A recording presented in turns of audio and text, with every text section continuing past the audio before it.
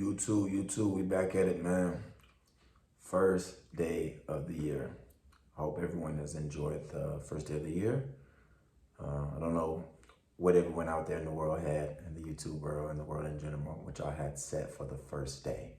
But I hope it went the way that you planned, if not better. Yeah, this is a tough one, y'all. Look, I ain't gonna go with crazy with the lighter today. We're gonna work lighter. And it's a whole nother new one. Had a few lighters. Like it just must like make it that sound for y'all. But yeah, this is a not a touchy one, but this is, I guess, a touchy but more or less sad, but just really disappointing one. You know, that's would be the best one. There we go. Like the sage for this one. This is a disappointing, not even top of the dome topic. But yeah, this is a top of the dome topic, but it has a real specific current event involved. And it's crazy how like this event that is current is the catalyst for making me really want to have this top of the dome topic, because I thought about it previously with all the past events that was similar to this current event that I'm about to speak on right now. But I'm sure we've all heard, if not heard, that, you know, the rapper Gangsta Boo, which was a part of 3-6 Mafia in the 90s and even the 2000s, has passed away today, or man, it's really already January 2nd right now when I'm recording this, but passed away pretty much January 1st of this year due to, they say, an overdose. And the reason why I wanted to do this, not even for like views or clickbait, but really because I was able to meet her one time in my life. I was actually a server in a neighborhood called Lindbergh. I don't know if whoever's familiar with Atlanta, they'll know the city called Lindbergh. And I was a server at a place called Taco Mac, which is like a little taco spot in Atlanta. It's in Atlanta. It's only in Atlanta that I know of.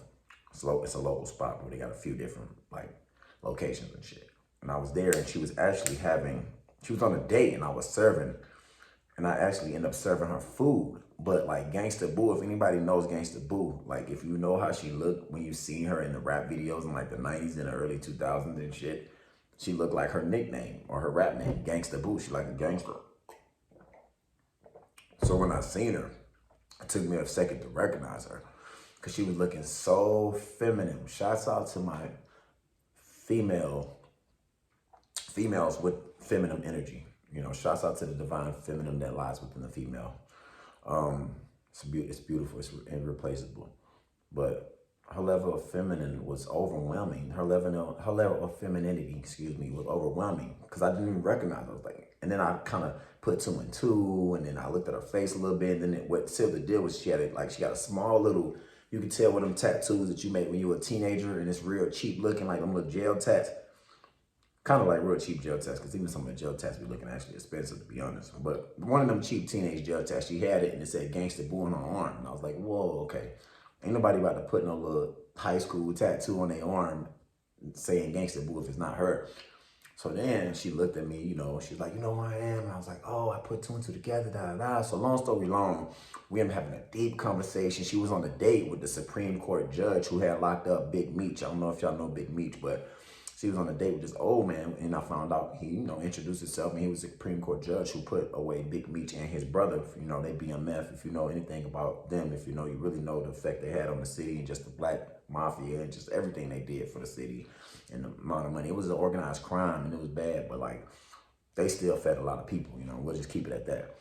And she was on a date with him, but on her date, she ended up coming out to me and telling me like, man, through our conversation, from our exchange of words and our dialogue, she just found out more about me and what I stood for. And this was mad long ago. This is like 2010. You know what I'm saying? So literally, it was the year 2010 for sure.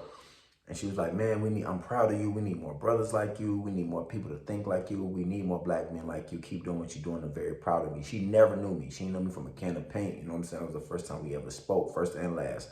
So that's why I said it's touchy, because I actually got to speak with her on a deep level and converse with her and really get to know her for a brief moment and see what her spirit was like. So to hear that, it's like, damn, OD, like you never know what somebody going through, you know what I'm saying? So this top of the dome topic with me is discussing, is Gangsta Boo's death just another part of the overall plan that's designed for the culture when it comes to entertainment and the rap music, primarily rap music? Like, is this the narrative now? Mass deaths, mass shootings, mass ODing. Because if you look back at the rock industry and they like rap is the new rock, and it's like, okay, cool. But if you look back at like the rock industry, you can see like, okay, cool. Rock and roll people, they were dying. They were dying all the time, ODing all the time. It was common for a rock star to OD. I mean, I don't know if y'all heard that one song way back in the day with Gucci Mane implies rock star lifestyle might not make it. So if you was a rock star, cool, that was, most likely gonna happen if you was a rock star. But then you mixing rock and then you're mixing rap. The rock stars wasn't killing each other and wasn't embedded in those streets. And the crime the crime that the streets brought, so majority of what happens in the streets is street crime. And then it moves up to organized crime, and then you move it out of the streets and get a business in there, so the RICO charges start coming in. But majority of the crime that black people know is street crimes. So you never really had those two kind of merge together like how it did for us in the current rap industry. Rock folks was rock folks. They was rock stars. They was hippies. They would get drunk. They would get high. They would overdose, sex, drugs, and rock and roll lifestyle. But now you got sex, drugs, and guns and violence and murder. So it's on some sex, money, murder. Nothing towards the gang at all with that statement. But like now it's sex, money, murder. And that's what we is. The whole rap game is pretty much sex, money, and murder. And that's what the music is. So my thing is like, is this the plan and the overall narrative and the agenda for us moving forward now? Because this is, if y'all think about it, it just became like this. It wasn't like this. It wasn't like this because cool, you had Pac on my Instagram. Go holler at me, man, for real. Go check out my IG, Words by Waters, WORDSBYWATERS. I just posted today. And I was talking about, I got a long list that I made of all the rappers that died since Scott LaRock. He was from New York City. He was like one of the first rappers that actually got killed. And I got a long list of pretty much every one of anybody who's anybody, even some local rap artists that came out of different states in America that got killed since Scott LaRock. And the list long as hell. And I just added 3 people last year. I had PNB Rock, Reside in Paradise. I had Lil Key, Reside in Paradise. He from the Biddy. He from Atlanta. Trouble. He from Atlanta. He from the East Side. He from where I'm at. Trouble, he died, Reside in Paradise. That was just 3. And they all died like between the half the end of the last year. So from like June to December, they all died. And now Gangsta Boo. So I'm saying like, we never had this. We never had this where we had this much money, this much drugs, this much guns, and this much violence. It was either one or the other, but it was never once at all at once. So I'm saying like, is Gangsta Boo,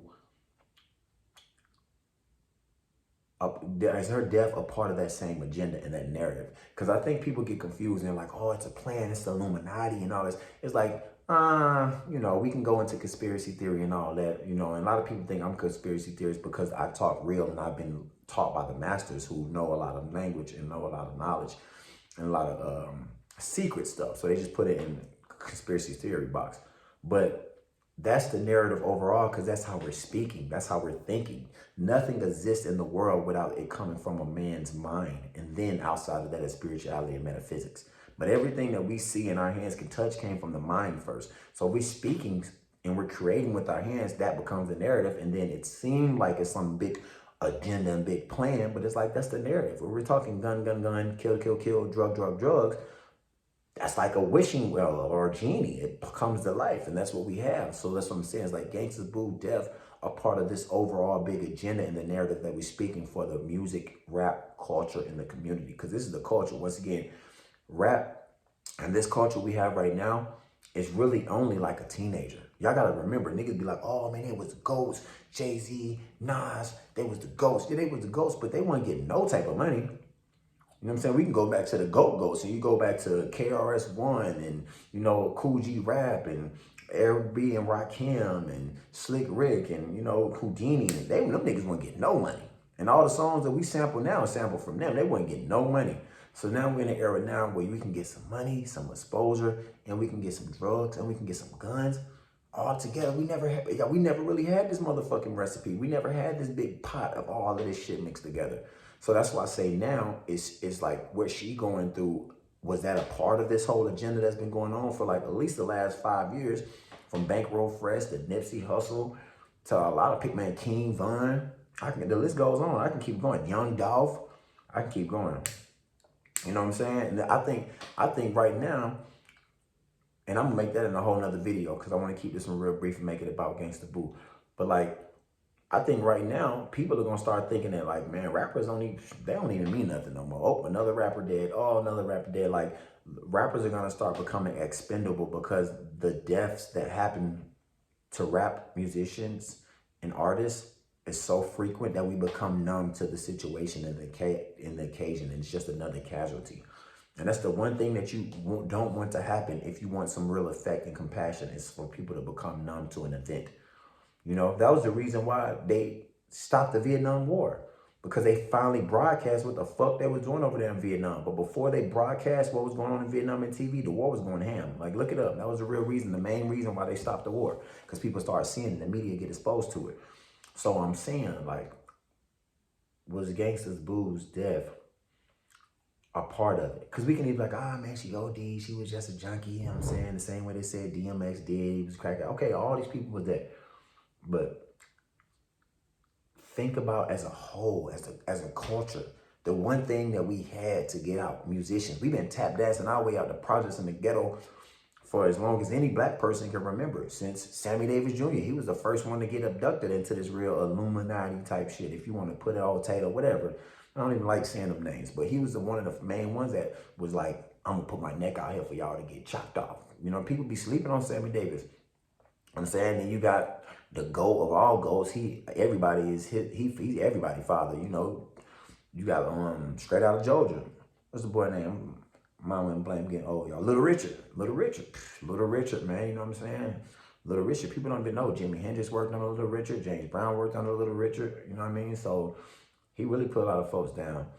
So a lot of people have already been out here and been exposed to like how much stuff is going on. And these people wasn't getting no money. But now you got people who really getting money. You know what I'm saying? Gangsta Boo wasn't even active like that. She was low when it came to like being a part of the 3 6 Mafia and what 3 6 Mafia was able to do as far as like Project Pat, Juicy J, and DJ Paul. Those are the three biggest names that came out of it. DJ Paul, Project Pat, Juicy J. You know what I'm saying? But her death and being a part of that, is that still like the whole narrative and agenda that's being placed? Is she still in that too? You know, I really think about that, because I'm just like, how many people have to die before everybody start thinking like, you know what?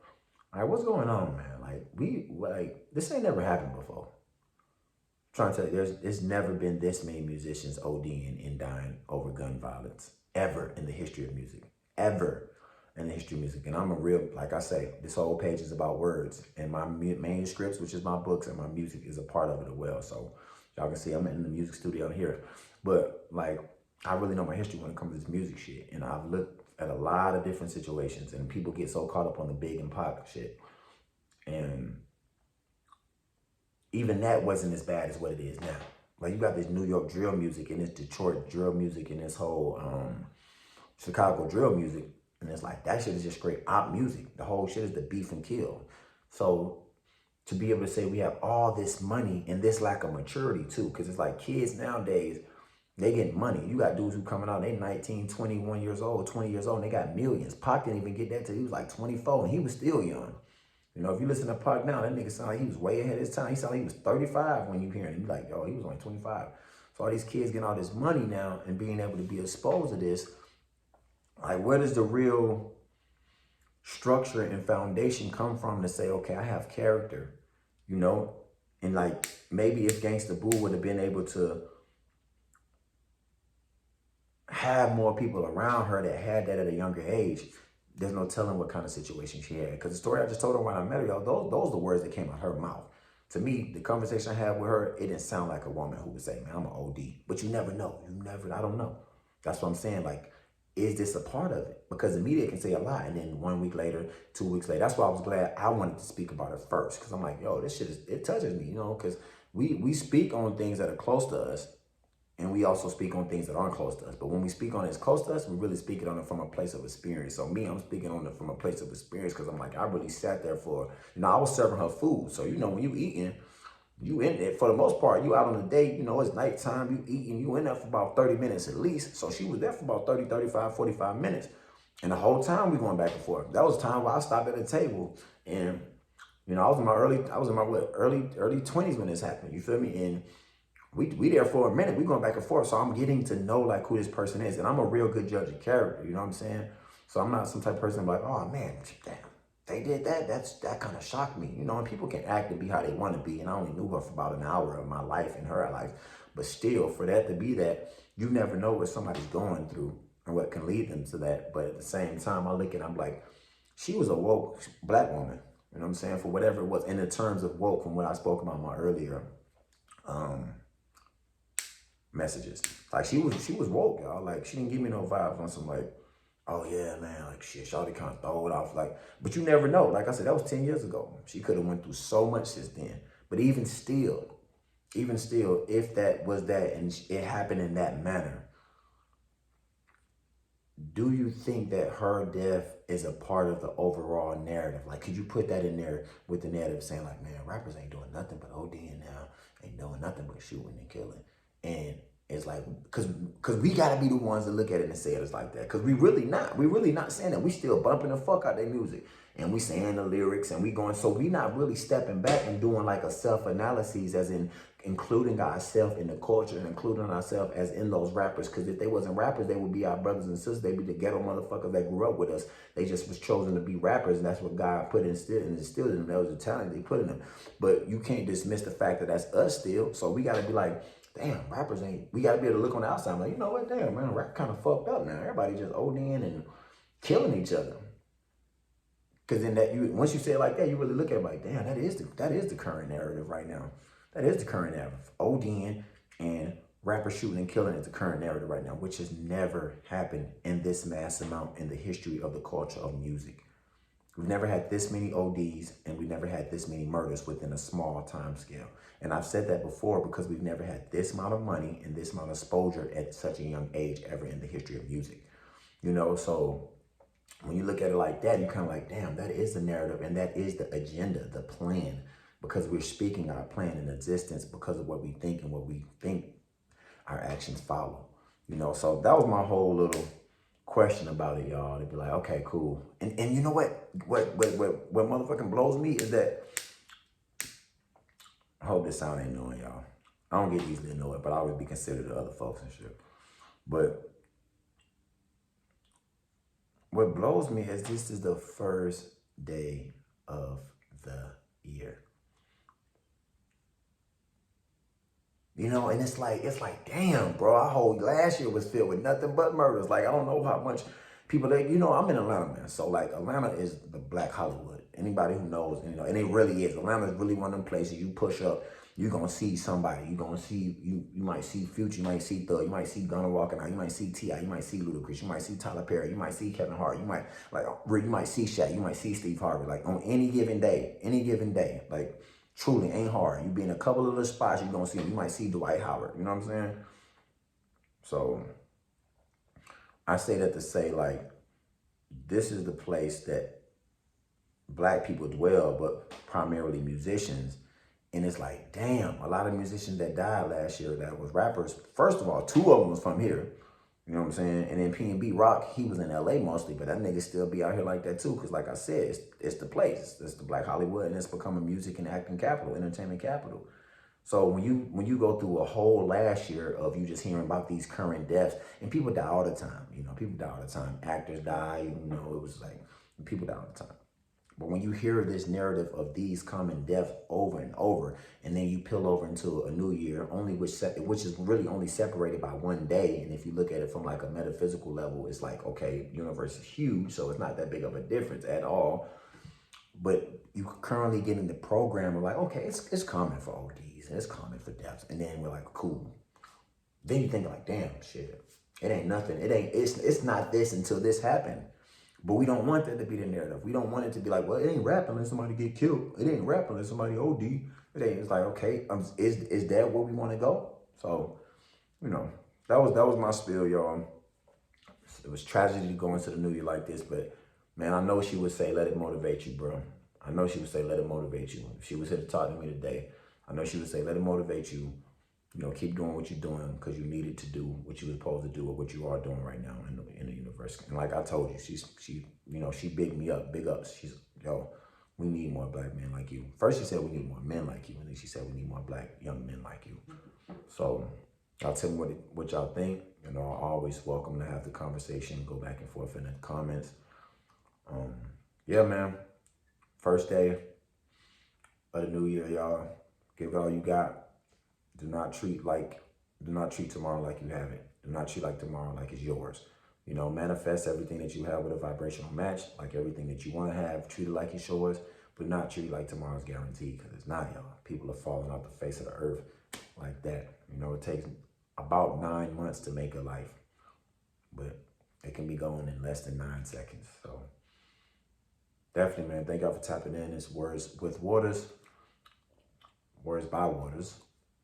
Here, go follow me, IG, Facebook, Twitter, Snapchat, Clubhouse, all of the above. Remember to like, subscribe, share, and yeah, remix it, you know, please remix some of these videos. And yeah, remember to write your world into existence.